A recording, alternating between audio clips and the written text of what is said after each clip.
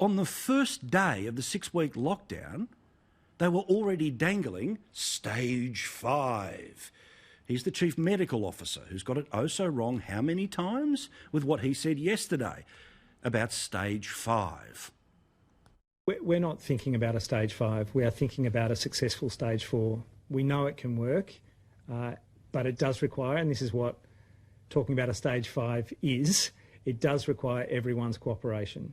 Alternative is inconceivable. We need everyone to do what's required now in order to get to where we want to be. Yeah, there's no stage 5, except there might be a stage 5. There's no stage 5, but there might be a stage 5. Ooga booga, do what we tell you.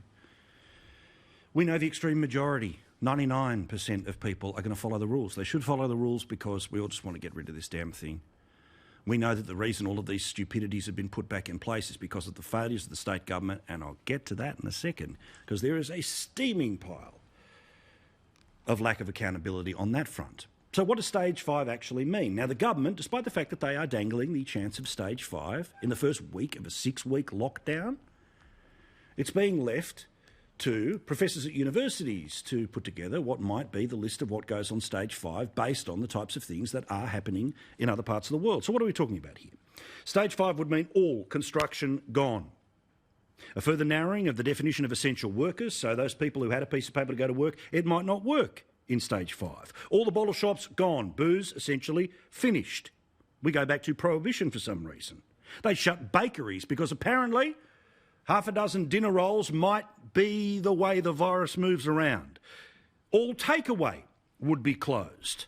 So we're all back to the way that you might have lived at university, where it's 2-minute noodles is the best you can hope for dinner. They'll restrict your shopping to just once a week, not once a day. Residents would not be allowed outside for 1 hour of exercise. Roadblocks on all exits from metropolitan Melbourne. A hard regional grid lockdown. Random roadblocks between suburbs, because you'd only be able to travel at max 1 kilometre.